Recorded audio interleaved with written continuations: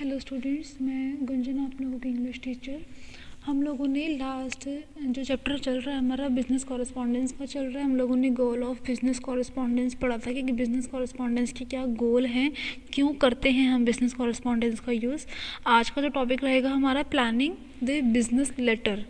Business letter जो कि एक रिटन कम्युनिकेशन है बिज़नेस कॉरेस्पॉन्डेंस में, उसकी प्लानिंग किस तरह से करते हैं। ठीक है, तो शुरू करते हैं इस टॉपिक का। A business letter should be planned before it is written. Business letter को प्लान करना ज़रूरी है उसको लिखने से पहले। क्यों ज़रूरी है? Planning of a letter is as important as planning of any other activity. एक लेटर की प्री प्लानिंग भी किसी और एक्टिविटी की तरह ही इम्पॉर्टेंट है। ठीक है, a properly planned letter is more effective and invites a positive response. एक प्रॉपर प्लान किया हुआ लेटर बहुत इफ़ेक्टिव होता है, और क्योंकि अगर आपका लेटर ही प्रॉपर प्लान किया हुआ है तो आप इससे एक पॉजिटिव रिस्पॉन्स की उम्मीद भी कर सकते हो। A letter which is not planned may not provide the information sought or may provide the information which is not asked for। अगर आप पहले से प्लान नहीं करोगे लेटर को कि आपको किस तरह से उसमें लिखना है, क्या इन्फॉर्मेशन उसमें आपको डालनी है, तो क्या पता कि जो इम्पॉर्टेंट इन्फॉर्मेशन है आप वो ही मिस कर दो, है ना। या फिर जिस चीज़ की ज़रूरत ही नहीं है आप वो इन्फॉर्मेशन भी उसमें लिख दो। तो इस तरह की चीज़ें हो सकती हैं अगर आप बिज़नेस लेटर को पहले से प्लान नहीं करोगे। In both the cases information has no effect. दोनों ही केसेस में चाहे आप उसमें कुछ एक्स्ट्रा इन्फॉर्मेशन डालो या फिर कोई इन्फॉर्मेशन मिस कर दो, दोनों ही केसेस में वो बिज़नेस लेटर किसी भी काम का नहीं है या फिर बिल्कुल भी इफ़ेक्टिव नहीं होगा रीडर के ऊपर। These steps are to be taken to plan a successful business letter। ये कुछ steps हैं जो एक सक्सेसफुल बिजनेस लेटर के लिए लेने चाहिए। हमें प्लानिंग करते हुए इन स्टेप्स का ध्यान रखना चाहिए। सबसे पहले क्या है? Write down your aim. What is the purpose of this letter. सबसे पहले हमें अपना पर्पस सोचना चाहिए, अपना एम सोचना चाहिए कि ये जो हम लेटर लिख रहे हैं, ये जो हम बिज़नेस लेटर लिख रहे हैं, इसका एम क्या है, इसका पर्पस क्या है, क्यों हम इसको लिख रहे हैं, क्यों हमें ये रिसीवर को देना है। सेकेंड पॉइंट है assemble all the relevant information and documents. फिर क्या करना चाहिए हमें? सब उसके बाद हमें ना सारी जितनी भी आपकी रेलिवेंट इन्फॉर्मेशन हैं, जितनी भी आपकी सही इन्फॉर्मेशन है जो ज़रूरी है उस लेटर को लिखने के लिए, या कुछ ऐसे डॉक्यूमेंट्स हैं जो आपको साथ में लगाने हैं, या फिर कॉपीज़ ऑफ प्रीवियस कॉरेस्पॉन्डेंस, यानी कि जो पिछली कम्युनिकेशन हुई थी, जो कुछ पिछले लेटर पास ऑन हुए थे उनकी कॉपीज़, या कुछ रिपोर्ट्स या कुछ फिगर्स जो जिस चीज़ के लिए हम वो बिज़नेस लेटर लिख रहे हैं उसके बारे में जितनी भी इन्फॉर्मेशन हमारे पास होनी चाहिए उन सबको असेंबल करना। कुछ कॉपीज़ लेके आना या कुछ ओरिजिनल डॉक्यूमेंट्स लेके आना, कुछ उसमें लगाने के लिए इन्फॉर्मेशन लेके आना, उन सब चीज़ों को असेंबल करना। Third, arrange the points in order of importance. उन सारे पॉइंट्स को इम्पॉर्टेंस के बिहाफ पर अरेंज करना, यानी कि सबसे इम्पॉर्टेंट बात क्या है, कम इम्पॉर्टेंट बात क्या है, सबसे पहले हमें कौन सी बात बतानी है रिसीवर को, फिर कौन सी बात बतानी है, उस तरह से अपने सारे पॉइंट्स को अरेंज करना। Decide which point are irrelevant and can be left out. ये डिसाइड करना कि कौन सा जो पॉइंट है वो इररेलेवेंट है, यानी कि वो सही नहीं है, और या फिर किस पॉइंट को हम छोड़ सकते हैं कि इसके बिना भी हमारा लेटर का काम चल जाएगा, या इसके बिना भी हम अपनी इन्फॉर्मेशन पूरी तरह से रिसीवर को भेज रहे हैं। Make rough notes. उन सब के आप एक रफ नोट्स बनाएं उसको प्लान करते समय पर कि आपको कौन कौन से पॉइंट्स ऐड ऑन करने हैं और कौन कौन से पॉइंट्स आप छोड़ सकते हैं। Fourth point, right N outline in note form. Notes के फॉर्म में ना आप आउटलाइन लिखो लेटर्स की कि आपको कौन कौन से पॉइंट्स उसमें इंक्लूड करने हैं। ठीक है, check it through considering these questions. उन जो आपने आउटलाइंस बनाई हैं उसको चेक करो। कैसे कैसे? Have you left any important point out. क्या कहीं आपने कोई इम्पॉर्टेंट पॉइंट तो छोड़ दिया? या फिर can the order of presentation be made clearer. क्या जो प्रेजेंटेशन है, जो लेटर है, इसको हम और ज़्यादा क्लियर बना सकते हैं? Have you included anything that is not irrelevant. कहीं आपने कुछ ऐसा तो इंक्लूड नहीं कर दिया जो रेलिवेंट नहीं हो, मतलब कि कुछ रेलिवेंट इन्फॉर्मेशन छूट तो नहीं गई। देन आते हैं fifth step, right a first draft leaving a plenty of space for changes and revisions. जो आप फर्स्ट ड्राफ्ट बनाओगे, जो आप फर्स्ट लेटर लिखोगे, उसमें आपको बहुत सारे स्पेस छोड़ने चाहिए ताकि आप उसमें जो भी चेंजेस हों या फिर जो भी रिविजन्स हों, कुछ स्पेलिंग मिस्टेक हो, कुछ ठीक करना हो, कुछ पॉइंट ऐड करना हो, कोई पॉइंट हटाना हो, उन सब का आपके पास स्पेस रहे। तो उसके लिए हमें फर्स्ट ड्राफ्ट में थोड़ा सा स्पेस या ज़्यादा स्पेस छोड़ना चाहिए।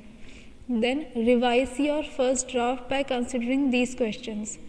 जो आपका फर्स्ट ड्राफ्ट है उसको आप रिवाइज करोगे कौन कौन से क्वेश्चन दिमाग में रखते हुए। सबसे पहले information, does it cover all the essential points. क्या ये सारे जितने भी ज़रूरी पॉइंट्स हैं उन सबको कवर कर रहा है, जितनी भी इन्फॉर्मेशन हमें देनी है उन सबको कवर कर रहा है। Is the information relevant, correct and complete.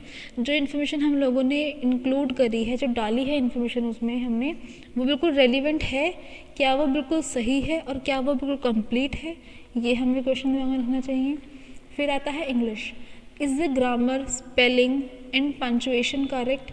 जो भी उसमें हम लोगों ने लिखा है क्या उसकी ग्रामर ठीक है, कोई उसमें ग्रामेटिकल मिस्टेक ना हो, जैसे कि was, is, that, these, should, could, जो भी ये ग्रामेटिकल मिस्टेक्स होती हैं, कहीं पास्ट फॉर्म, कहीं प्रेजेंट फॉर्म, कहीं फ्यूचर फॉर्म, तो वो सब ठीक है। सबकी स्पेलिंग ठीक है क्या, सबकी पंचुएशन ठीक है, ये सब चेक करना चाहिए।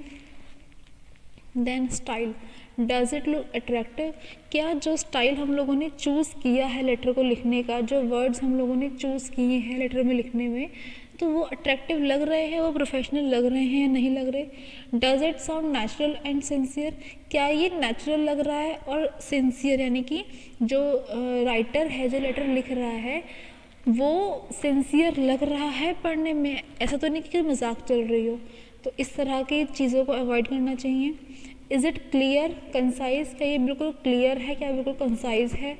In clear, concise, correct, complete, ये सब चीज़ें मैं आप लोगों को कम्युनिकेशन के प्रिंसिपल्स में बता चुकी हूँ कि ये क्या क्या होते हैं, ठीक है। Will it give the reader the right impression. क्या ये बिल्कुल एक सही छाप छोड़ेगा रीडर के ऊपर, एक सही इम्प्रेशन देगा।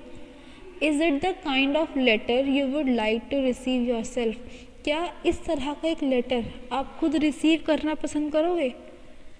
सेवेंथ पॉइंट, राइट, टाइप और डिक्टेट योर फाइनल वर्जन। पूरा फर्स्ट ड्राफ्ट बनने के बाद आपको उसको फाइनल वर्जन में चेक करना चाहिए कि अब लेटर जो ये आपने फाइनल लिखा है ये बिल्कुल सही तरीके से टाइप हुआ है, ये बिल्कुल सही तरीके से डिक्टेट है, ये बिल्कुल सही तरीके से लिखा हुआ है या नहीं।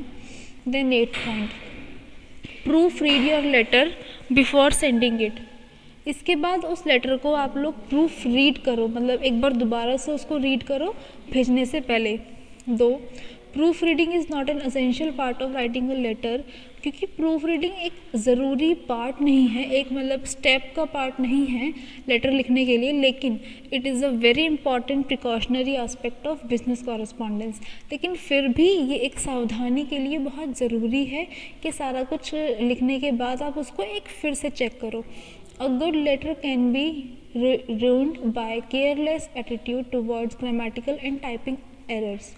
एक अच्छा लेटर भी लापरवाही की वजह से या फिर ग्रामेटिकल एरर्स की वजह से या फिर टाइपिंग एरर्स की वजह से ख़राब हो सकता है, इसीलिए प्रूफ रीडिंग ज़रूरी है लास्ट में आके। Thus, wrong spelling of names, incorrect number types and failure to enclose specific items need to be corrected before a letter is signed. कुछ स्पेलिंग की गलत, कुछ नेम की स्पेलिंग्स गलत हो या फिर कुछ नंबर्स की मिस्टेक हो या कुछ हमने स्पेसिफिक आइटम को ऐड करना भूल गए हों या फिर करेक्ट करना भूल गए हों, है ना, ये सब चीज़ें हमें चेक करनी चाहिए लेटर को टाइप करने से पहले। Proofreading is essential for correcting grammatical mistakes, errors of spelling and typing errors. Indeed proofreading is a double check on completeness. Proofreading बहुत ज़रूरी है ग्रामेटिकल मिस्टेक्स को चेक करने के लिए, कुछ स्पेलिंग्स को चेक करने के लिए, कुछ टाइपिंग एरर को चेक करने के लिए। Indeed proofreading is a double check on completeness. Proofreading एक तरह से डबल चेक है कंप्लीटनेस पे, ठीक है। क्या समझे, प्रूफ रीडिंग कोई स्टेप का पार्ट नहीं है, लेकिन प्रूफ रीडिंग ज़रूरी है। प्रूफ रीडिंग का मतलब क्या है कि आप सब कुछ फाइनल लेटर लिखने के बाद, सारे इन्फॉर्मेशंस ऐड करने के बाद, जब आप बिल्कुल उस लेटर को भेजने वाले हों उससे पहले एक बार फिर से उसको डबल चेक कर लेना, उसके नंबर्स, उसकी इन्फॉर्मेशन, जितने भी आपने नाम लिखे हैं वो सब चीज़ें एक बार फिर से चेक कर लेना, उसको हम प्रूफ रीडिंग कहते हैं। ये एक प्रिकॉशनरी स्टेप है लेकिन एक कंपल्सरी स्टेप नहीं है, ठीक है। तो यहाँ पर आप लोगों के जो भी प्लान करने का तरीका है कि हम बिजनेस लेटर किस तरह से प्लान करते हैं, यहाँ पर आपके वो कंप्लीट होते हैं। इनको आप लोग कॉपी में लिख लेना, जो भी प्रॉब्लम्स होंगी वो हम जूम मीटिंग पे डिस्कस कर लेंगे, ठीक है। Thank you.